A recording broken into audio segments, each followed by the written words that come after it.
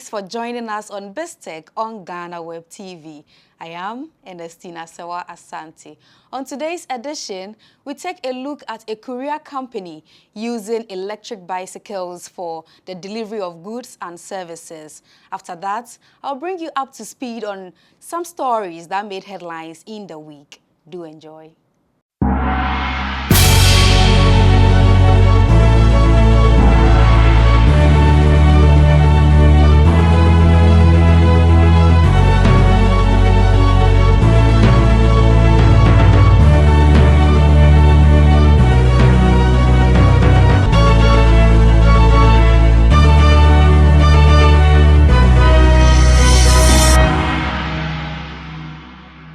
Courier companies play a rather important role in the delivery of goods and services. For your items to be delivered in a much safer and efficient manner, these companies are looking at various ways to improve their work. On this edition of BizTech, I speak with a group of young men who have infused an electric mobility bicycle to improve the delivery of goods and services right here in Ghana. Before I introduce my guests, I'll take a quick break and we'll be right back. My name is Maoli Aholimega.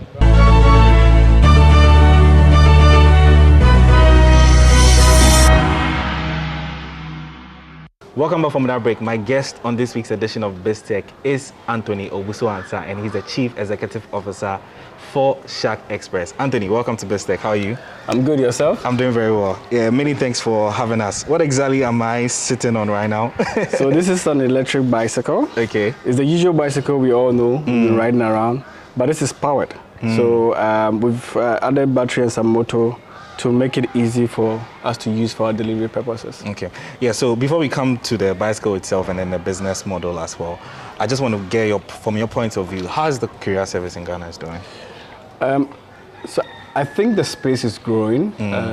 Now we have a lot of players in the industry. We have a lot of domestic players and we have a lot of foreign players who also come into the space. So it's a growing space.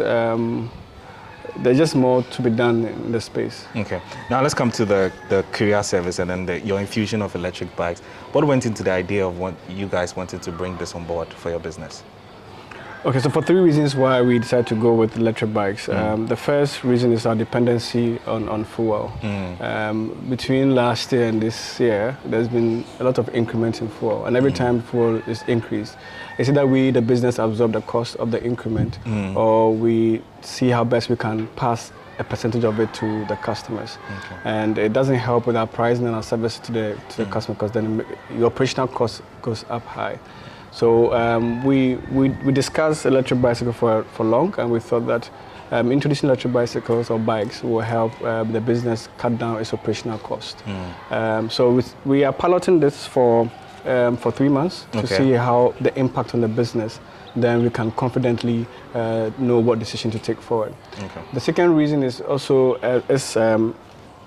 environmental friendliness, and the fact that we want to deliver swift, secure, reliable service on clean energy.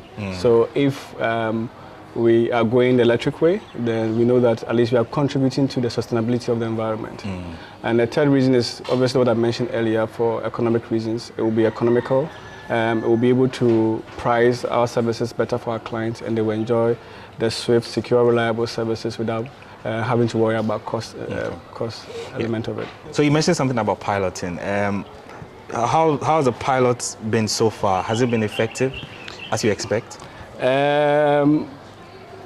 So a lot has gone into the pilot. So we've been piloting for about 2 weeks now, and in the past 2 weeks, there's been days that are good. Let me give an example. There was one time, one of the riders picked an item from East Legon and rode all the way to Jowolo. I don't know what speed he was going, but when he got to Jowolo, the battery had run out. Really? Why? What happened? He didn't charge it? And so the more speed you go, the quicker the battery runs. So you operate within a certain speed limit, and then if you're able to use it well. So he was new to it, so we trained him to be able to use it. But since that time, he's been going the day doing deliveries without run out of battery. But it comes with extra battery. So this bike actually covers 70 kilometers. 70 kilometers, and its top speed is about 50 kmh. And then it works fine so far. It's just that you can't it can't go further as the usual motorbike will go. Yes, because of the power limitations. Okay. Yeah. So I see some screens and some boards here and that. Is this all connected to the courier company, whereas you can monitor and see them, what they are doing, where they are going? So yes, so the screen is a dashboard that gives information about the trip, the distance they've traveled, the speed they're going to. When you power it on, it lights up, says hello to you, and then it gives you the information that you need. So it will tell you if you're running out of battery or otherwise, and it will also tell you what speed you're running. It has gears, so you can switch from 1 to 5. So you can see from the screen what gear you are on, and then take it from there. Okay. So in terms of maintenance, I know you just got them a few months ago, like you mentioned. How is it? Is it expensive maintaining them? No, it's not. So we actually got this from Cargo Bikes. Okay. It's also a business in Ghana. Okay. And they are also launching this in Ghana. They also want to help with e-mobility in the country. Okay. So we've partnered with them and we are piloting the 2 bikes. Okay. Now they are responsible for some maintenance. And the cost of maintaining these bikes are actually cheaper than maintaining the usual motorbike. Right. In fact, the cost of running this electric bike itself is not as expensive as the other, the usual motorbike that we know. Okay. And as part of the agreement, there's some responsibility that the cargo bikes will take and some the part of responsibility that we take. So the cost structure absorbs certain elements. Yes. Okay. Now I want to come down to the consumers as well, which is a key component of every other business. How has it been so far, especially knowing your consumers knowing that you guys have electric bicycles? Has it reduced the time or increased the time of delivery? So for us, we promise swift, secure, and reliable delivery. Okay. And surprisingly, some thought that maybe this might slow down the time it would take for the item to be delivered. Okay. But what happened was that it takes the usual time because we don't use the electric bikes for long journey. We use for the short distances. Short distances. And the short distances, the bike can go up to the same speed that the motorbike would have gone. That's a 70. No, 15. Okay. 45 to 50. 45 to 50. kmh. Okay, all right. Yeah. So in Accra, if you are riding a bike and you do 40 to 50, at some point you have to even do less than that. So we deliver at the same time.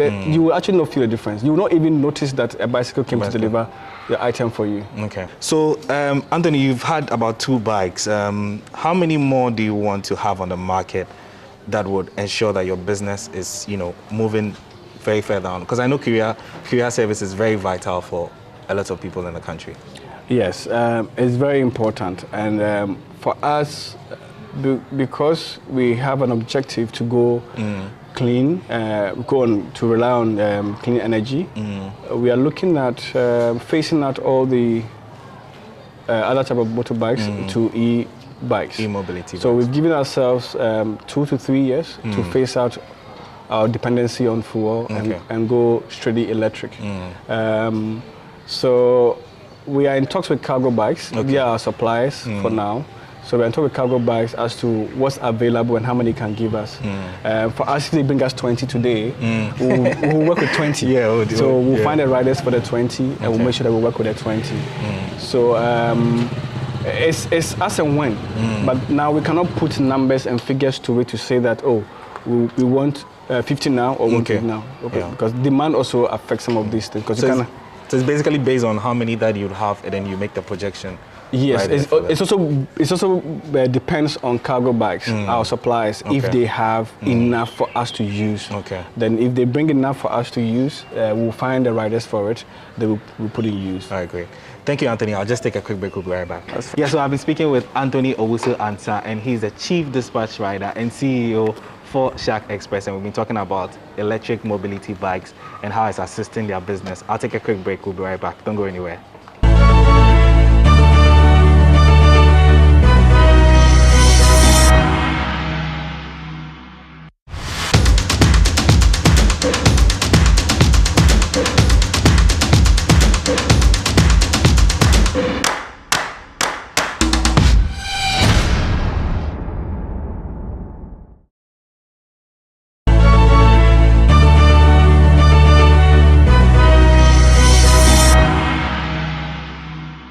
Welcome off from that break. I've been speaking with Anthony Owusu-Antah, and he's the Chief Executive Officer for ShaQ Express, a courier company. We've been talking about electric mobility bikes and how they are using it to assist their business. Anthony, I've been having a very interesting conversation with you, learning about the bikes and all of that. Now, I want to address something, elephant in the room, the e-levy. Yeah, and I understand you're a courier company. Obviously, you deal with a lot of digital cash, physical cash. What you make of it? I mean, obviously it's going to come in, and government believes it's going to increase some revenue somewhere. From your point of view, as a courier company, how is this going to impact your business? Okay, so for when we started the business, it was about 80% cash, about 90% cash and 10% mobile money. When we introduced our delivery app, we wanted to drive digital payment for its benefit. The fact that it's easy to track, reconcile, security-wise, and all other reasons. Over the past how many years, we've been able to now drive our digital payments to about 70%. Wow. And then cash now is 30% of our revenue. Yeah. It comes with convenience for the users. You just pay online and you don't have to worry about it. You can always track it and all. If this, if e-levy would drop users, then it will drop our transactions, our digital platforms. If it doesn't, then I don't think it will affect it. Okay. But it's always the user point, and it's the impact on the user before even us, the business. Because if the person is not willing to use it, then obviously we'll have to go the cash way. And we all know what cash economy is, or handling cash is when it comes to things like this. Right. So I don't know. It's a tough one and a sensitive one for us, and we just hope that things just turn out well. All right. So, yeah. Great. Very diplomatic response. So now I want to come to staff. I know staff is very important in terms of your service delivery. How many staff do you have here? How many? Are we quantifying with the number of bikes you have here? Well, there's a back end. So we have back end. We have the developers. We have the operations. We have marketing. We have HR. We have there's a number of them, and we also have the riders as well. We are quite a number. You're quite a number. Okay, so in terms of training, which is also very key, what kind of training do you take them through, especially for the bikes? You know, in terms of safety on the road, and and I see the helmets and all of that. Do you take them through some training when they're especially on the electric bikes? Okay. Yes. So for us, we have the fleet department, which I failed to mention earlier. We have, and the fleet department, they are responsible for the bikes and then the riders. Okay. So before any rider will go out, they are well trained. Okay. They are trained on how to use the bike. You can be a good rider, but it's different when you are riding to do deliveries. So we have a lot of good riders. People can ride bikes and all that, but it's not the same as different element when you have the goods on your back there. Exactly. It's more heavier. Exactly, and you have to maneuver and try and identify the client, and it comes with a lot of skill that you need to have. Okay. So we train these guys to make sure that they have the right customer service. That is talking to the clients, making sure they're speaking well, they're communicating what they need to communicate, they're listening and doing the exact thing the client wants. We also train them on the technical bit of it, that's the bike, how to even use the bike, because somebody might be driving a bike and doesn't even understand what goes into the usage of the bike. The rules and regulations and all that. Exactly. So we train them on traffic and road regulations. We train them on and a lot of things. So we make sure that before he goes out there, these guys are say skilled enough to handle whatever task is given to them. All right, great. Anthony, I think you're doing very amazing. Before we wrap up, I would like you to take me through the bike and how it works, how you power it, and all of that. Okay. Yeah, so. Yes,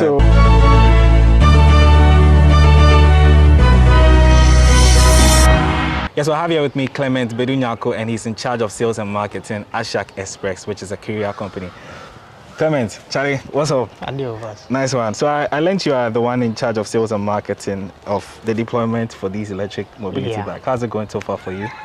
So far, so good.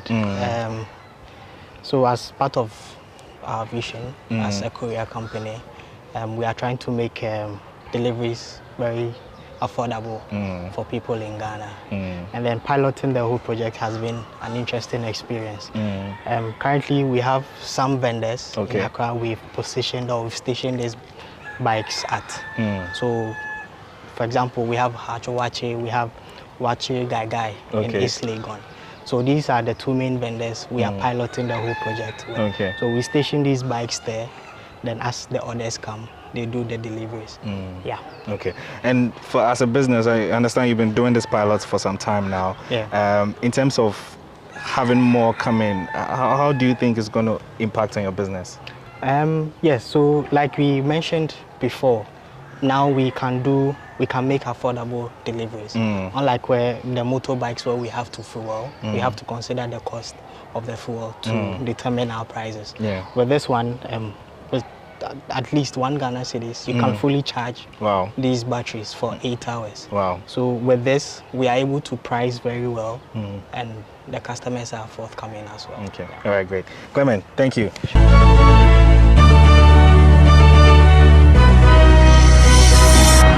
So this is the helmet that comes with. You can see the quality. Okay. Quite heavy. Yeah, it's a good one, and it's very comfy inside. So very comfortable. And this is the helmet that comes with the bike. In fact, Cargo Bikes is doing a good job. Yeah. This is quality. Okay. So we fix it this way. So I'm good? Yep. All right. So how do we power the bikes? So this is the battery. Okay. You can swap it. It comes with 2 batteries because now they are trying to build more swap stations around so that you don't have to come to the office to swap battery or use the extra battery. So what happens is that you take the battery this way. Okay. You can just take it off. You unlock it with the key. The key says locked here. You unlock it and you take it off. Wow. If it's there, then you place it a new one. But if you want to turn it on, there's a button here. There's a button. Okay, so the power button. Okay. This is a charging port. Oh wow. Yeah. So it's just like very user friendly. Yeah, very user friendly. Yeah, very user friendly. Then you press here. This button, the power button. You press and hold. All right. I'm supposed to see something pop up. Yeah, this screen is supposed to come on. Okay. Press and hold. It's not. Okay. Okay. Yeah. It says hello. Yeah. Okay. I see the kilometer dashboard and yes. So everything that's the percentage. 100%. The time. The speed. I mean, it's the speed that just gives you. So this means it's fully charged. Fully charged. 100%. 100%. Okay. This is the phone holder. To hold your phone. You can charge your phone by connecting your charger to the side. Like your own phone? Your own phone. Also, it has like a USB port and everything. Port. So there's a USB port here to charge your phone.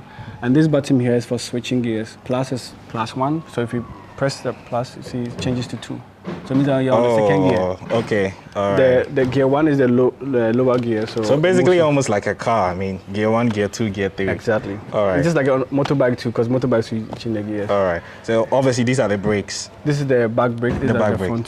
Back brake and then the front brake. All right, great. And then the horn is somewhere here. Has a very funny sound. And that's the lights here. You can see the lights. Okay. Oh, so it has, so even for nights. Yeah, it has a high. Okay, great. Then what else? I think basically that's it. Yeah, so I see the little mirror as well, which also helps. Very important for you to see everything that's happening behind you. Yeah, then over here, we're not done. This is where. Okay. So we have the digital gear and we have the manual gear. Oh wow! So you can switch from digital and manual. Yes. So interesting. Yes, you use this when you are immobile. Okay. The manual. So change to change it from different levels. So the bike chain, you realize that we have low, high. Yeah. So when you are climbing a hill, there's if you are a heavy bicycle rider, you know to change. Yeah, you definitely have to change. So when you change with this is the plus is minus. Okay. And you see the gears here, 1, 3, 6, and all that. Wow. And this is the button for accelerating. So this is where all the magic happens. So press the button. Okay, so it's moving. It's moving. All right. Now the good thing is that when you press the accelerator and then you hold the brake, it will not move. So it's sensitive. Oh, wow. It only moves when you don't hold the brake, so Oh, okay. it moves. Oh, But when you're okay. holding it, you can When hold you're it and holding press it. it. It will not Okay, move. it's sort of locked. It locks, so just a safety check. So basically almost like a car. But just on wheels. Yes. I mean on 2 wheels. And 2 wheels. Okay. So all right. you just press the button and you're good to go. You move All right. as far as I think we should take this for a spin and then see how it works. Do you want to go first? No, you take the lead. All right. I think you have to. Okay. All right. Whoops. Oh my God. So what you do is that just the first time I use it, I just allow my legs to be free. Okay. Without stepping on it. Yeah. Then just get a balance. Just get a balance and then we're good. Yeah, good to go. Okay. So let's go with the first gear and come back. So, okay. All right. I think I have it now. The speed is picking up.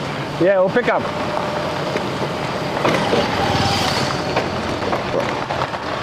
And I realize the dashboard keeps moving, so now I'm doing about 12. Yes. So Okay. it will Still on update gear you. 1. Yeah, gear 1. Okay. You press the plus sign, it will take you to gear 2 and will increase the speed. And interestingly, on the 5th gear, I use less than 30 seconds to move from this junction to the office. Okay. Wow, it's so fast. Yeah. Let's go to higher speed. Wow, this is so fast.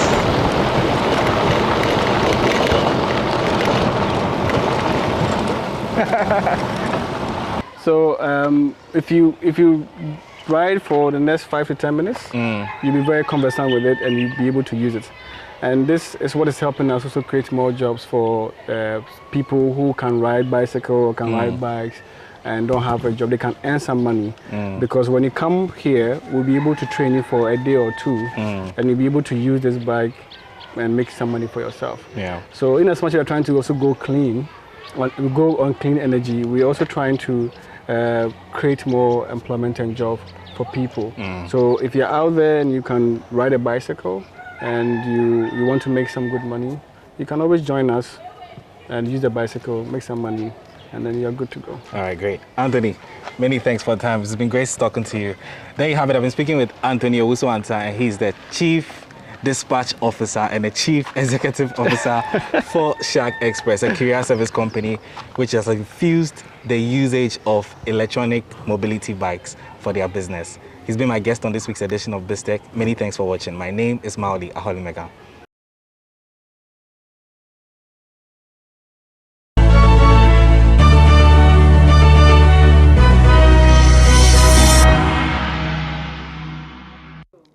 Thank you, Maoli Aholumega, for that report. Up next is Biz Headlines.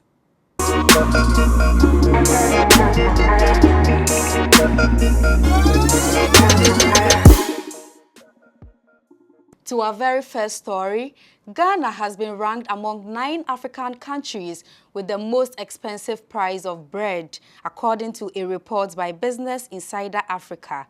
Bread is a common staple food that is widely consumed and always in high demand in Africa. The report, which compiled data from Nambio, a leading global database of consumer prices, said a loaf of fresh white bread, which weighs about 500 grams, costs an average price of $0.79, that is 6 cedis in Ghana. In first place, however, was Nigeria, which was ranked with the most expensive price of bread in Africa, with a loaf of fresh white bread going for an average of $1.12, which is 9 cedis here in Ghana.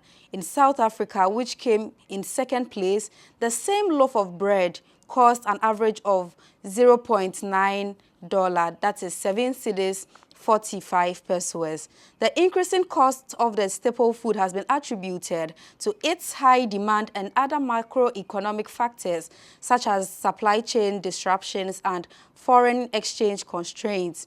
The recent invasion of Ukraine by Russia, according to the global economic institutions, have been predicted to likely result in an imminent food crisis in Africa especially. The Ghana Statistical Service has pegged the year-on-year producer price inflation for March 2022 at 29.3%. PPI measures the average change over time in prices received by the domestic producers for the production of their goods and services. According to the GSS, the latest figure represents a 7.9 percentage point increase in producer inflation from an initial 21.4% inflation recorded in February 2022. Government statistician Professor Kobina Enim, speaking at a press conference on Wednesday, April 20th, said the month-on-month change in the producer price index between February 2022 and March 2022 was 6.8%. The service also said the country's manufacturing subsector recorded the highest year-on-year producer price inflation, followed by the mining and quarrying sector. Organized labor wants nothing but a 20% increment in the minimum wage and base pay of public workers. According to the Ghana Federation of Labor, any figure below that will mean that workers have been shortchanged. The Deputy General Secretary of the Federation, Kenneth Kumsen, said a demand of 20% minimum wage and a base pay adjustment to 20% is scientific. It cannot be proven. It is not a subjective figure. This is why we are saying it should be 20% and nothing else. He, however, lamented the rising cost of living in the country, adding that it is feasible because negotiations are scientifically determined, and when you look at the imposition of taxes, cost of petroleum prices, cost of living, utility costs, and all of these places a very serious burden on the ordinary worker. Now to the e-levy, a study by Global Info Analytics has said about 40% of Ghanaians sampled in a survey have indicated they will only conduct electronic money transactions when necessary. The development comes after the firm sought to inquire about how Ghanaians are responding to the approval of the controversial electronic transfer levy, which is set to take off from May 1st. An earlier study conducted by the Ghanaian-based polling firm showed that some 73% of Ghanaians sampled were against the passage of the e-levy. But the latest findings by Global Info Analytics, published on April 20th, showed that the approval of the e-levy will have no effect on 9% of the respondents sampled. The study also showed that 18% of the 5,182 respondents sampled for the survey have said they will find an alternative to avoid the tax policy, while 26% of respondents said they will be withdrawing their funds from their respective mobile money wallets. To the sampled respondents, some 7% said they do not use mobile money services on their mobile phones. To our final story for the day, entities that are defying the Bank of Ghana's directive against pricing goods and services in foreign currencies must endeavor to quit, as the central bank has stated that it has already begun operations against them. Head of the Financial Stability Department at the Bank of Ghana, Dr. Joseph France, speaking in an exclusive interview with Ghanaweb, stated that the central bank is going after companies, entities, and businesses who are still pricing their products in foreign currencies. He admonished the public to help the central bank to identify these companies that are flouting the rules. Like I keep saying that it's you and I who patronize these products. The Bank of Ghana cannot be everywhere. So you get an institution pricing in dollars that is not authorized to price in dollars. All you need to do is to send information to us. And we have a lot more institutions Most of them have their advertisements splashed all over. We go after institutions that are not supposed to price in dollars, who price in dollars. We go after them. We will not advertise when we are going after corporate, but we go after institutions. Okay, so how long before we see this? The timeline, basically. Yes, before we see it materializing.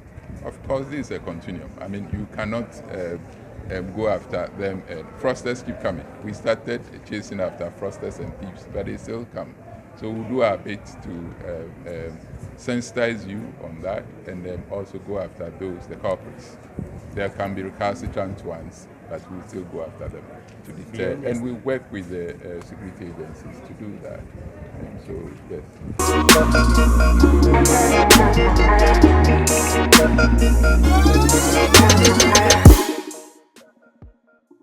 That's all for today. Thank you so much for watching BizTech on Ghanaweb TV. This show airs every Fridays on the same medium. Don't forget to log on to www.ghanaweb.com for more stories. Do well to follow us on all social media platforms on Facebook, Instagram, and Twitter at the Ghanaweb. On YouTube, Ghanaweb TV. I am Ernestina Sewa Asante. Do have a lovely weekend.